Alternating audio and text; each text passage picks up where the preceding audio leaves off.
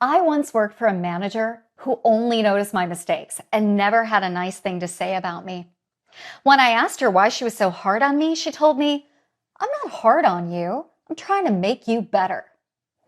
Now that I'm a seasoned leader, I understand where she was coming from, but I quit that job as soon as possible and never looked back. I think there's a more effective way to develop talented workers, create team cohesion and camaraderie, and get employees to stay. And that's what we're here to talk about today. I'm Lori Rudiman, veteran HR leader and author. Every day, we're bombarded with stories about talent shortages, record turnover, and the great reshuffling of talent from one company to another. But people don't quit companies, they leave leaders. So let's get started on our journey of becoming managers that people won't leave. Years ago, I overheard my manager chatting with someone on the phone. He was using hushed tones and coded language that just screamed super secret corporate news. At the time, everybody suspected the company wasn't doing well, and the tone of the conversation made it clear that he had the inside scoop. I wasn't nosy, but I was curious. So I asked my boss, what was that all about? He told me it was none of my business and to get back to work. A few weeks later, our company announced layoffs. Today's workforce is different and expects managers to operate as pillars of trust. Employees want a leader who can communicate clearly, anticipate issues, remove stress, and speak the truth in good times and bad. And if they don't get those attributes from you, they'll go somewhere else. So how can you be someone your team trusts no matter what? Well, great managers are talented communicators. They cut to the chase, speak simply, and avoid buzzwords. If they don't know something, the best managers will say, "I don't have that information for you. When I know something, I'll share it." Exceptional leaders are realistic optimists. During times of uncertainty, even simply acknowledging that work is hard can be a radical act of leadership. Listen, you don't have to spend every waking moment helping your team find purpose and meaning in the work that they do. Sometimes it's enough to recognize the tough stuff and ask someone if they want to talk. Extraordinary leaders inspire loyalty by telling the truth. Employees can forgive a lot, but they will always leave a manager who lies. And remarkable leaders don't gossip. They avoid engaging in speculative conversations that might make things worse. Want to be a manager people won't leave? Become a trusted advisor and an organizational interpreter who speaks with clarity, shares what's going on with honesty and a dash of optimism, and always tells the truth, even when it's easier not to. My old manager could have heeded my advice. When I asked about the conversation I overheard, he could have said, "I can't talk about this right now, but I promise you that we can talk about this honestly and candidly at a specific point in the future." Employees will always stick with a manager who makes a sincere effort to be trustworthy in good times and bad. And they'll always leave a manager who gossips on the phone. My father-in-law was a manager at the phone company for decades, and he was recognized regularly for his strong connection with people. In his heart, management wasn't just about a job title or money. He had old-fashioned values, cared about his team, and took pride in the satisfaction of a job well done. Employees join a company for many reasons, but they stay for managers who live their values. But the phrase "live your values" is so vague, though. What does that even mean? Well, I think it comes down to integrity, and integrity has 5 parts. The first is a work ethic. My father-in-law taught me that a job worth doing is a job worth doing well. Yes, that's an old school way of thinking and operating, but everything old is new again. Want to inspire loyalty and get people to stay? You have to show them that you're not above rolling up your sleeves and working hard until a job is done. Next is respect. Exceptional managers don't inspire loyalty by boasting about their titles. They don't think a manager is somehow more intelligent or more talented than an individual contributor either. Instead, the best leaders show the utmost respect for their team members' knowledge, skills, and abilities. My father-in-law never gloated about where he fell on the org chart. Instead, he bragged about the great people around him. The third is to give credit where credit is due. Great managers don't just praise privately. They name names and praise up the chain of command to make sure that everybody at the top hears about the excellent work being done. Fourth, integrity means keeping your promises. As managers, much of life is out of your control. Employees know this, but you should live by the philosophy that my father-in-law followed. Never make a promise you can't keep. Finally, clear a path for those around you. Be kind and helpful, both personally and professionally. And do this whether it benefits your career or not. My father-in-law had numerous stories of workers who endured work-life balance challenges, people on his teams who were caregivers for sick family members, and individuals who just needed an opportunity for their careers to take off. He chose to listen, lighten people's loads, and make magic happen when possible. That's integrity. When you're a manager, you become a de facto teacher. And the best way to teach someone is to demonstrate integrity and show it to others on a daily basis. And being a living, breathing example of integrity is how you get your workers to stay.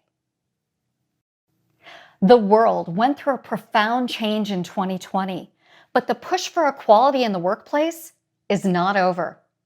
Inclusion is a requirement for today's workforce, especially, but not exclusively, for Gen Z. An inclusive environment is one that acknowledges the unique experiences and perspectives each individual brings to the table. People feel valued, and organizations understand performance and motivation on an individual level so that each employee is respected and empowered to succeed. Creating an inclusive environment is something all managers must do to attract and keep talented workers. That's why I want to offer you 3 things you can do to create a more inclusive work environment, gain a competitive advantage in the marketplace, and give your employees a reason to stay. Educate yourself on the basics of inclusion. Nobody is born a great manager. So just like you learned how to hold an effective meeting or provide feedback to someone who isn't performing, you've got to commit to learning the basics of inclusion. LinkedIn Learning offers courses and paths to create a more inclusive work environment and help you recognize your personal biases. Commit to 10 minutes of learning each day and get started. Be curious about experiences and feelings. Workers experience inclusion on 2 levels. First, their own daily experience on the job, then what's happening in the broader organization. So ask your direct reports what they think and how they feel about important topics like acceptance, trust, and experiences relating to HR policies, practices, and rules. The question I like to ask is, what is one thing you need from me to make your experience at work twice as good? Then try to make it happen. Remember, inclusion isn't for a specific demographic. Sometimes it's easy for managers to think this stuff only matters to people who look different or are younger. It's true that Gen Z workers, those born between 1995 and 2005, prioritize inclusion on surveys. However, all employees want to feel respected and given an equal opportunity to succeed. Double down on your commitment to inclusion. Invest in your own learning. Be curious about your employees' experiences and question your assumptions about the workforce. And be relentlessly inclusive. It's a priority for all employees, not just the youngest generation of workers. Early in my career, I managed a team of HR professionals. When I got the job, I thought it was my responsibility to swoop in like an eagle, waving a flag of freedom, remove obstacles, and fix problems once and for all. My team didn't need that kind of help. When I dug deep and asked how I could make their jobs twice as good, I learned that nearly everybody felt bored. They loved the work in theory, but they felt disconnected. Several people said work felt like walking on a treadmill. I was horrified and wanted to retain my incredible team, so we needed a different way of operating. I did my research and quickly learned that bored employees are super disengaged, prone to conflict, and suffer burnout at a higher rate. Hey, don't just take my word for it. Harvard Business Review found employees who are learning at work experience less anxiety and stress. They are also more ethical than bored workers on autopilot. All employees deserve to learn, bored, engaged, or somewhere in between. It's your job as a manager to make that happen. Here are 3 ideas to create a learning strategy and become a manager whose people won't leave. Plan to learn something new every week. Invite your employees to schedule 10 minutes on their calendars every day to learn something new, whether it's watching a LinkedIn learning course, reading an article from their favorite magazine, or talking to someone on another team. Putting it on the calendar, it's a strategy used by gurus such as Steve Jobs and Elon Musk to ensure ongoing personal and professional development. Then, weekly, ask your employees about what they've learned. If your workforce can't schedule 10 minutes every day to challenge their brains, it's your job to help clear a path on their calendar for learning. Collaborate and create an individual plan. Some employees come to work just to earn a paycheck. Others want to solve problems, express creativity, and work at the intersection of purpose and meaning. Unfortunately, we don't know anything about our workforce until we ask about drive, ambition, and motivation. Who do your people want to be in 5 weeks, 5 months, or 5 years? Are they interested in moving up? Are they expecting significant life changes in the future that require developing new personal skills? Do they just need some PTO to rest their tired brains? Just like your customers want unique experiences tailored to them, your employees want a customized learning plan that is realistic, attainable, and practical. Use learning as a tool of recognition. In some organizations, learning is an activity closely linked to compliance. For example, we may ask our workers to attend safety training, or sometimes employees will attend training related to the job they have today, and when they've done that job for a while, we might send them out for a refresher course. But learning can be an instrument of motivation, from a free pass to a conference to an opportunity to shadow a senior executive for the day. Say thank you by finding new methods for your employees to learn and grow, both personally and professionally. My experience as an HR manager taught me that all workers want to learn and grow. The best managers are the ones who see that and clear a path, find new opportunities to encourage development, and support continuous learning for this job or the next. As a human resources consultant, I spend a lot of time reading employee surveys and talking to people about their feelings.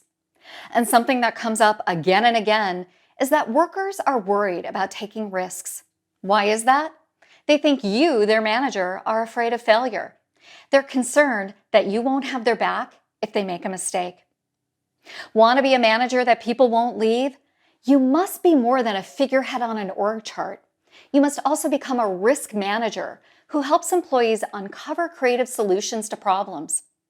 That's why I'd like to teach you a method called the pre-mortem that you can use with yourself, your team, or in almost any situation that will help you remove obstacles and barriers. And the pre-mortem will improve your chances of success by over 30%. The pre-mortem is a tool based on an old Stoic exercise, but made famous by Professor Gary Klein, who teaches it to corporations. Before teams at companies like NASA, Cisco, and IBM do anything significant, launch a space shuttle, create a new way to store data, or even build a cafeteria, they pause and reflect on how it will fail. Then they list out all the ways something will go wrong before it goes wrong. And then they come up with a plan to fix it. How can you do a pre-mortem with your team to find another way, but also minimize the risk of failure? Well, in a kickoff or planning meeting, set a timer for 2 minutes and ask your team to privately write down all the ways your initiative or activity will fail. For example, if your team wants to launch a new customer portal or introduce a new dish at a restaurant, ask them, how will this fail? I bet they have ideas. Invite them to write it all down, the good, the bad, the ugly. Write down your thoughts too. And when the timer goes up, go first and read your list out loud. Share all the silly, irreverent, and heartfelt ways you know this effort will probably fail. Then, in a non-judgmental and friendly manner, invite your team to share their observations too. You improve your chances of success by over 30% if you do this exercise. Share your thoughts on failure and then make a plan to fix the glitches on your list. The conversation plus the plan to take action, that's the magic right there. The best managers are known for taking risks, supporting their people even when things don't work out, and embracing failure as an opportunity to learn. So, try the pre-mortem today and show the team that you're all in this together through the good times and the bad. Have you ever participated in a company-wide day of service? That's where you volunteer with a local charity. I love the idea of corporate social responsibility, also known as CSR. It's when a business supports the broader community in which it exists. Examples of CSR activities include when an employee volunteers at local charities, such as food banks and shelters for those experiencing homelessness, creating on-the-job training programs for at-risk youth, or a commitment to ensuring diversity in the workforce by hiring from local communities. CSR programs are built on the idea that businesses can make a difference through kind and compassionate action. But maybe you're a manager who doesn't see the value of CSR, or you don't work for a multinational conglomerate with a big budget. Or maybe you'd rather have fun with your team and something like volunteerism feels inconvenient. Should you still care about corporate social responsibility? The answer is yes.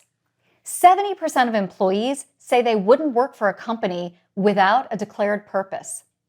Studies show that 90% of employees who work at companies with a strong sense of purpose say they're more inspired, motivated, and loyal. And 92% of employees who work at a company with a sense of purpose say they would be more likely to recommend their employer to those in their network who are looking for a job. Corporate social responsibility is more than just a trend, and you play a vital part in communicating the importance to your team. So here's how you can do that. Talk about CSR at your staff meetings. Share your organization's goals, invite executive champions to join the discussion, and update your employees. Create regularly scheduled dates of service on the employee calendar, or work with HR to allow your workforce to take a paid day off to volunteer in their local community. Then ask your employees to share stories about their experiences. Finally, don't assume you must have all the answers. Ask for input and ideas. Actively listen to what matters to your employees and be open to suggestions on how your department can make an impact in your local community. You can be an advocate of change.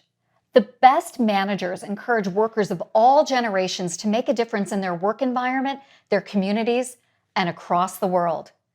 Get involved in the corporate social responsibility movement at your organization, or work with your HR or leadership team if one doesn't exist. And involve your employees in making a difference on the ground where they work and live. Being a manager and leading a team always makes me think of this verse by poet John Donne. No man is an island entire of itself. Every man is a piece of the continent, a part of the main. Exceptional managers recognize that talented employees just don't emerge out of nowhere.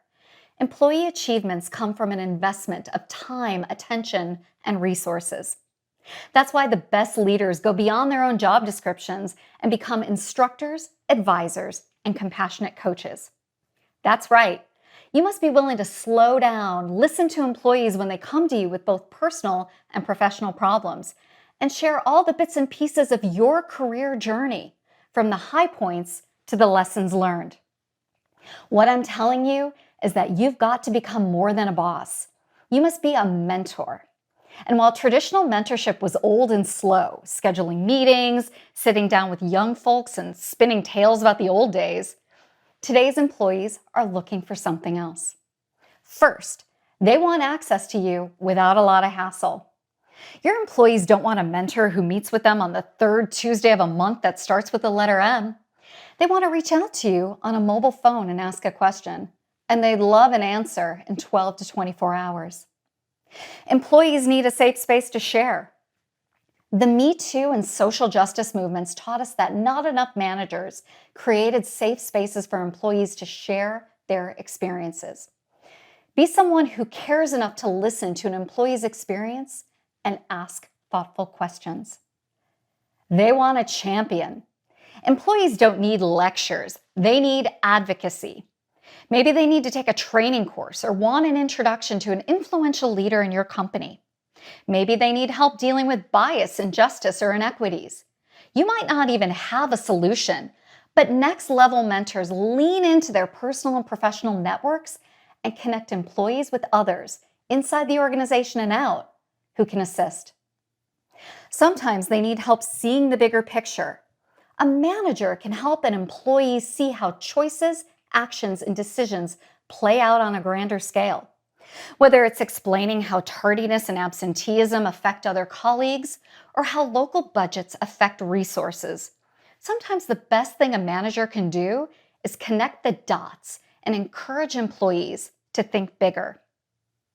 I am asking you to be a next-level mentor. Oh, yes, I am. Get involved, be accessible, and operate as a helpful advocate for your employees.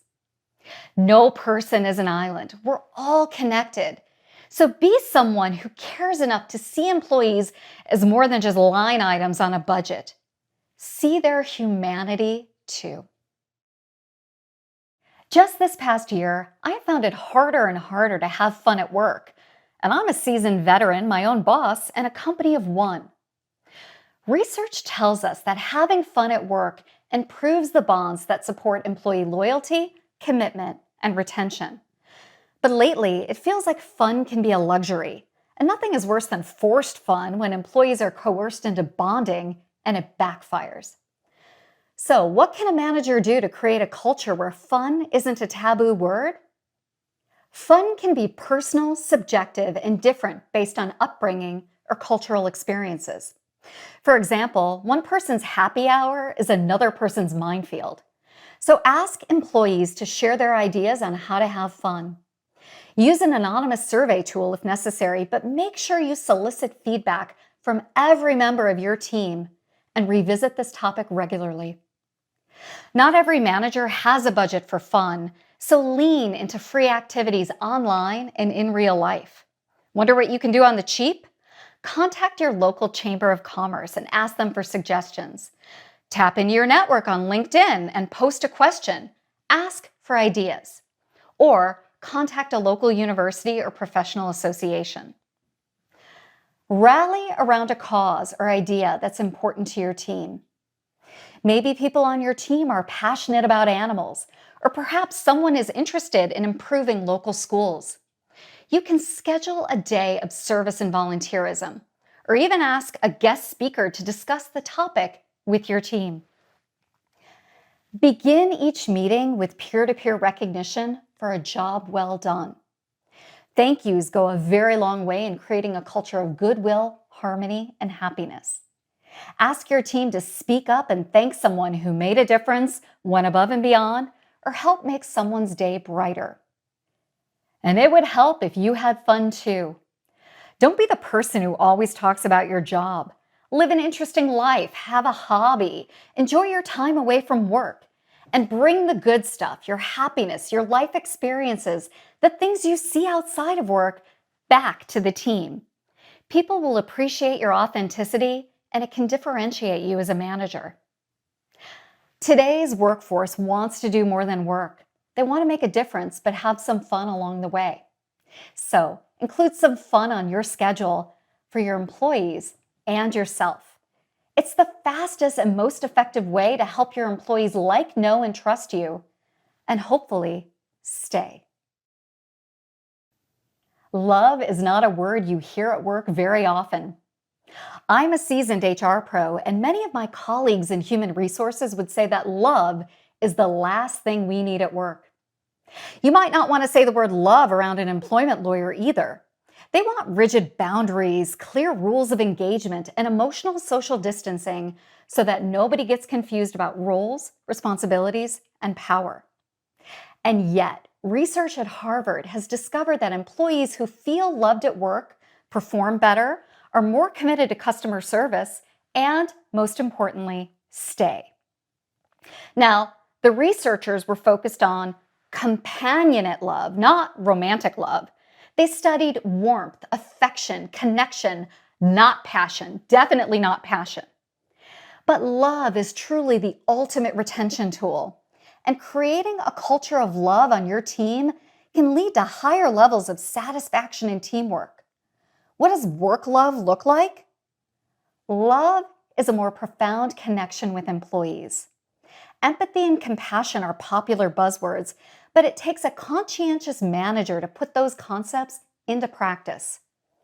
Erica Keswin is the best-selling author of Bring Your Human to Work, and she encourages managers to ask employees how they're doing and then pause and ask, how are you really doing?